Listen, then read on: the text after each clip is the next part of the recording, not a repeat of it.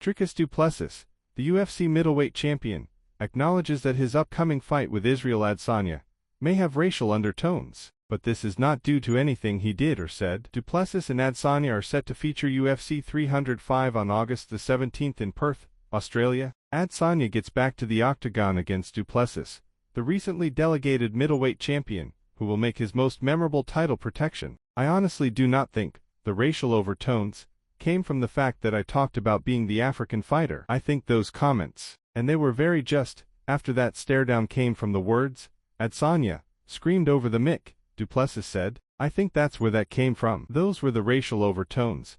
It had absolutely nothing with my comments. Am I the first residing African champion? Absolutely, that was fact. I can't even understand how race became a part of the discussion.